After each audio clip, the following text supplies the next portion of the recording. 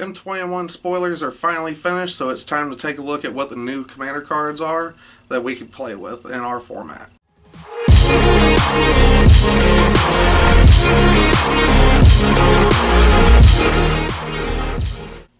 What's going on, Commander players? My name's Matt and you're watching Top Commander. So, with the M21 spoilers coming to a close, it's time to take a look at what some of the new legendaries are going to be from the upcoming set. Now, I've noticed in this set, we only had about 11 commanders come out of this set, which, to be honest, kind of thankful, because in the past couple of sets, we've had way too many commanders, and it's been very overwhelming trying to figure out what commanders to build around. I know it's probably been hurting some people's wallets trying to build different kinds of commanders all at one time, but with this being a core set, things are a lot more simplified. Therefore, it's kind of a good thing that we have a lot less commanders to have to worry about. But before I get into that, if you wish to support this channel, be sure to like, share, and subscribe. And if you want to support this channel directly, be sure to visit patreon.com/topcommander.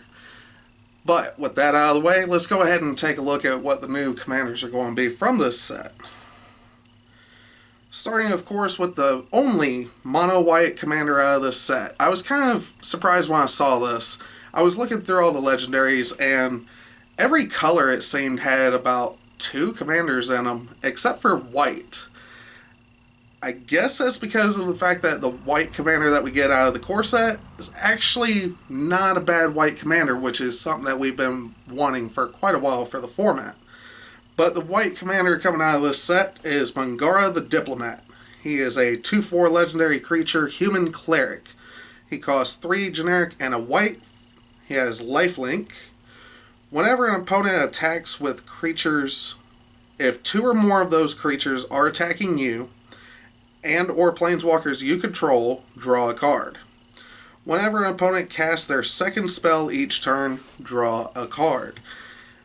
So this is another mono-white commander that has card draw. Previously, the best option that we had for a mono-white commander, honestly, was Shram Senior Edificer. So, with a new mono-white commander that has card draw on it, I'm wondering how many people are actually going to build this deck, because it's very conditional card draw, as white typically has available to its arsenal. Now, whenever people are seeing Mangara on the field, they're not going to swing at you with 2 creatures so you can draw a card. Unless you use this in like maybe a Pramicon deck and force them to attack you. But a lot of the times, if they're going to swing at you, they might let you draw a card, but more than likely it's going to be with lethal. So, I don't really see that effect coming into play. Now, however, whenever an opponent casts their second spell each turn, so on a full rotation, in Commander, people are casting multiple spells a turn all the time. So I can see that effect drawing multiple cards if they don't start with a card to kill Mangara. But it's conditional card draw in white. It's not the best, but it's not the worst at the same time. So the fact that we have another mono-white commander available that seems pretty good, I feel like we should just count our blessings on that one. Alright, next up, we have Baron, Tolarian Archmage. He is a 2/2 legendary creature, human wizard, that costs 1 generic and 2 blue. When Baron enters the battlefield, return up to 1 other target creature or planeswalker to its owner's hand. At the beginning of your end step, if a permanent was put into your hand from the battlefield this turn, draw a card. So, this seems very generic. Built as a commander, I feel like this one's just going to be, if you build it a certain way, it's just going to be a very mean commander, because all you need is Omniscience with Baron and like a Mana War. So you just play Baron, bounce the Mana War, play Mana War, bounce the Baron, and you just cast them for free with Omniscience. So I can see a mono blue Storm deck out of this. I can see some weird dirtily decks out of this as well if you're playing in more casual tables. As far as if this is worthy of CEDH, I'm not 100% sure. It seems like it could be very, very broken. But we'll have to see how that works. Otherwise, it can definitely go in the 99 of a deck. Anything like Chulane or even any of the Bragos, Aminatus, any kind of flicker deck or something like that definitely goes in the 99. But other than that, it just seems like what Blue has always done. So, not extremely exciting in my opinion. But, on to the next one. Maybe the next one will be a little bit different. Mono Black Commander, Kaervek the Spiteful. He is a 3/2 legendary creature human warlock. Costs 2 generic and 2 black. Other creatures get -1, -1. And that's it. Okay, so this is a very odd one in my opinion. A Mono Black Commander for a legendary creature, and the only ability on it is a reverse anthem effect for other creatures. So, I'm not quite sure what people would do with this card, honestly, as a commander. I guess because it's so generic as a Mono Black Commander, you could take the deck in different routes and keep your opponents guessing as to what you're doing. Yeah, this one is just, in my opinion, is just too vanilla for a legendary creature for it to be too exciting. Maybe I'm wrong. Maybe there's something out there with this commander that would be a little bit more busted.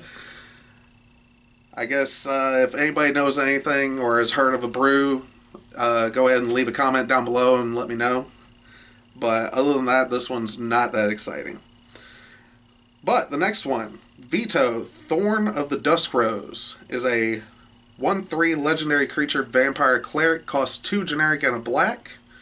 Whenever you gain life, target opponent loses that much life. 3 generic and 2 black for an activated ability. Creatures you control gain lifelink until end of turn. Alright, so this is the one that everybody's been talking about. This is probably the meanest commander coming out of this set because it's one half of the Exquisite Blood Sanguine Blood, what was it? Exquisite Blood and Sanguine Bond combo. So the fact that you get half of that combo in the command zone, you just gotta tutor up the other one, and you're a mono black, so it's very easy to do that. I could see a world where, at a casual table, where this can be a fun commander to play against. But it does not involve having the other half of that combo to go infinite and kill people. So, I guess for a while people might build it, put the combo in, and then get bored with it. Because let's face it, 2-card combos are, you do them a couple of times and then they just kind of fade into the wind. Like nobody, it's not fun to play against, and people are not going to have fun playing against you with that going on. So, very powerful card. I'm not going to take that away from the card. It is a very powerful card. But, at the same time, I feel like you could just build a more casual, fun deck that people are going to want to enjoy. Because Commander is more of a casual format. So, moving on to the next one, we have Gadrick, the Crown Scourge. He is a 5/4 legendary creature dragon, costs 2 generic and a red. So, a 3-mana 5/4 dragon. He has flying, but he cannot attack unless you control 4 or more artifacts. At the beginning of your end step, create a treasure token for each non-token creature that died this turn.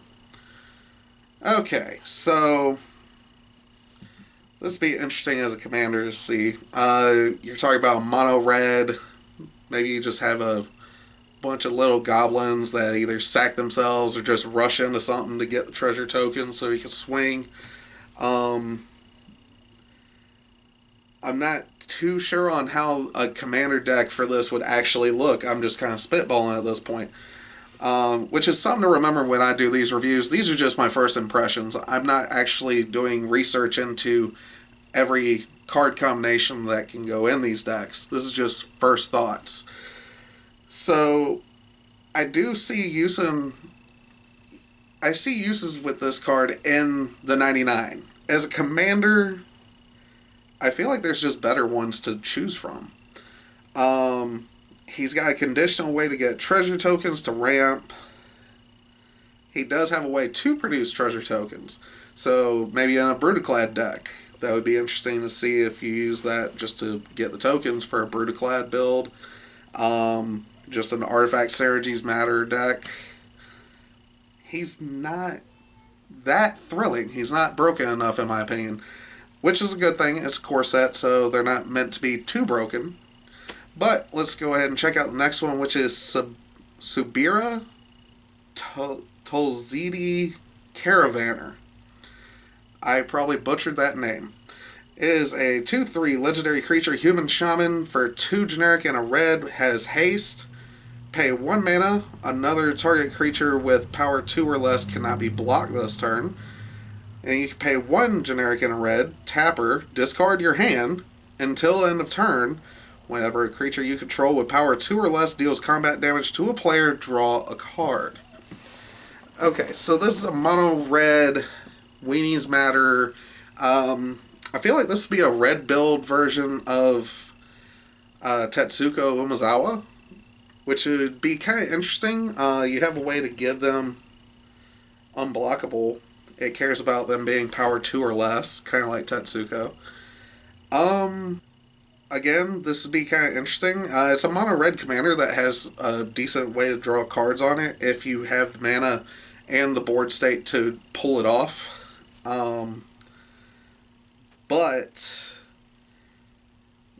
the only problem I can see with this is you have to be able to generate a lot of mana, so that way whenever you draw those cards, you can play more cards.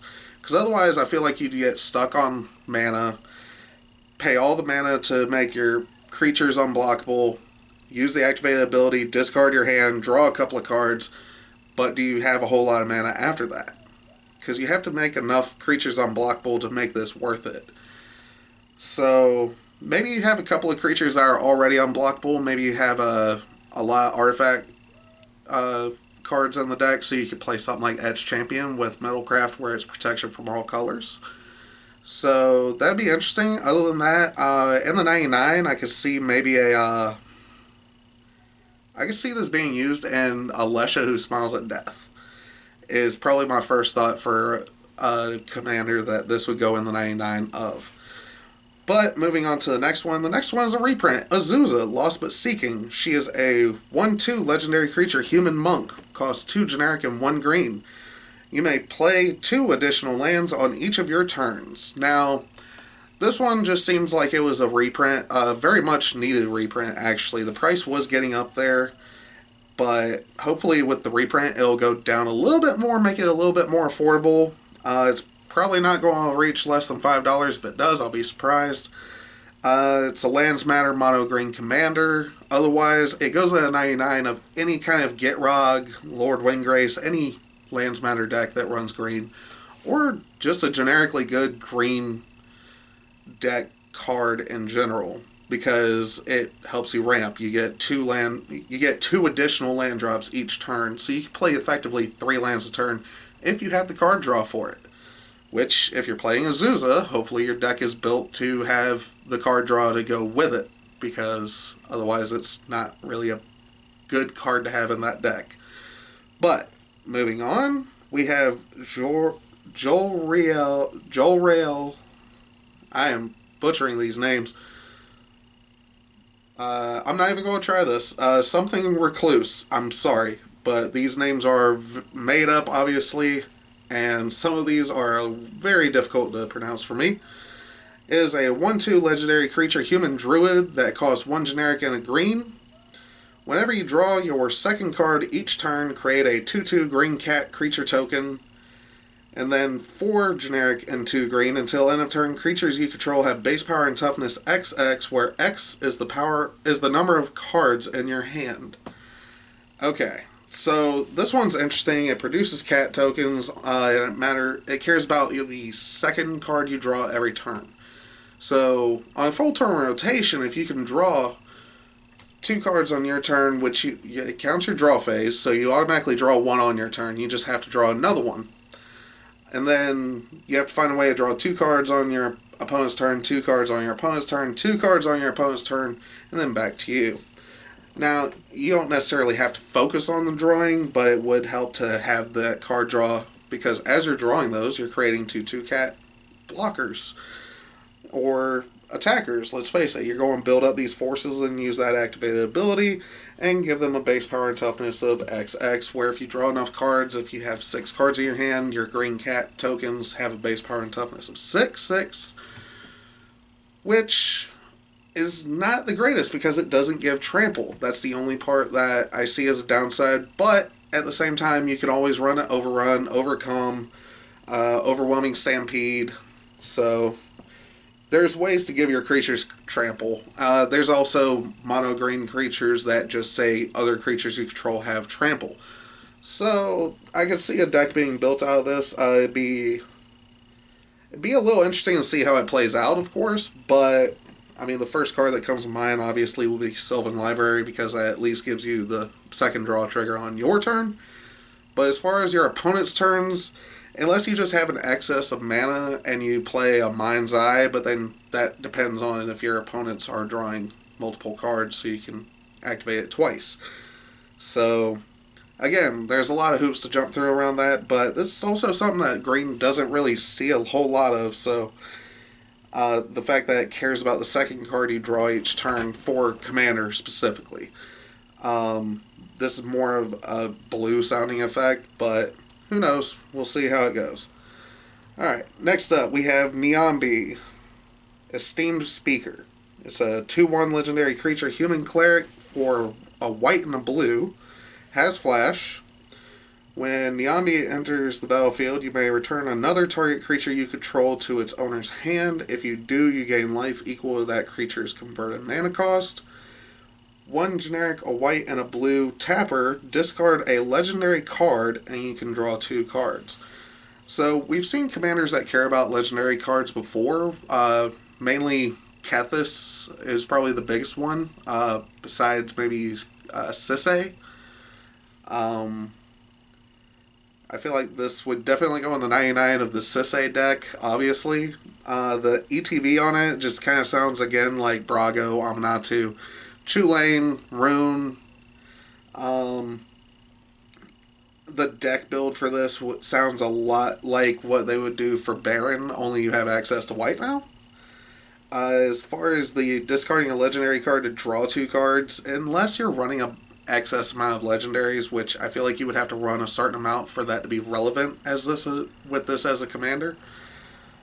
But again, very generic to what blue and white already does, and does very well. So I guess for a starter player learning how to do a Brago or Amanatu deck, this would be a good way to start them off, and it would be a slightly different build from what those other ones are, but it's just one of those things. We'll have to see how it plays out. Next one is Rada, Heart of Keld. It's a 3/3 legendary creature, elf warrior. 1 generic, a red, and a green. As long as it's your turn, Rada, Heart of Keld has first strike. So conditional first strike has to be on your turn. You may look at the top card of your library anytime. You may play lands from the top of your library. Okay, so it's kind of Corsair Crucifix. 4 generic, a red and a green. Rada gets +X until end of turn, where X is the number of lands you control. Okay, so very much lands matter, but it doesn't do like Oracle of Moldiah. So it lets you look at the top card of your library, and if it's a land, you can play them from the top of your library, but it doesn't give you an additional land drop. So you might want to have a Zuza ready for this, or even Oracle of Moldiah, or anything that lets you play extra lands like Exploration, Wayward Swordtooth. There's a number of different cards. I could see a Voltron build out of this because it gives her +X, where X is the number of lands you control. So a Voltron build. Voltron lands matter. That's got to be kind of an interesting first. Definitely got to give her trample, though. she has the first strike, which is really good with trample. So, just very generic card, honestly. There's way better red and green Lance Matter versions. But for the sake of it being a core set and things being simplified, I'm okay with this. Alright, the last one that we have here is the Buy a Box promo, which I really hate that they do legendary creatures as a Buy a Box promo. Just wait for it to go on sale or things to die down when the hype goes down, and just buy the single if you don't want to buy the whole box. Of course, if you want to buy a box, go for it. I'm not telling you how to spend your money. But the Buy a Box promo is Ren and Siri Inseparable. It is a 4/4 legendary creature dog cat. 1 generic, a red, a green, and a white. Whenever you cast a dog spell, create a 1/1 green cat creature token. Whenever you cast a cat spell, create a 1/1 white dog creature token. Then you can pay a red, green, white, tap Ren and Siri, and it deals damage to any target equal to the number of dogs you control, and you gain life equal to the number of cats you control. Alright, so I gotta say that I've seen people try to do split tribal before, Knights and Dragons, and just different things like that, and it doesn't work out very well. But if I was to do a split tribal deck, this is a really good design space for split tribal. Whenever you cast a cat, you get a dog. Whenever you cast a dog, you get a cat. And then the activated ability cares about how many dogs and cats you have. And heads up, if you cast a creature, any spell that has changeling, it counts as both, so you get the changeling and you get the cat and the dog token at the same time. So, just keep that in mind, and this is a really good design space. I do like the way that they did that as far as a split tribal commander. Also, side note for Ren and Siri, or anything saying dog, Wizards of the Coast did announce that all hounds in the game are now being errated to dogs. So we have more dogs available. It's just a matter of picking out what would be a good one for this deck, or in Commander in general. But that is all 11 of the commanders that we have from the M21 core set. If you guys have any comments about these, let me know down below. What legendary creatures are you looking forward to building? Are you surprised or underwhelmed about the legendary creatures? Do you feel like they should up the power level of them a little bit more? How do you feel about Azusa being reprinted finally after all these years? Let me know down in the comments below, and we'll see you guys next video. We'll be right back.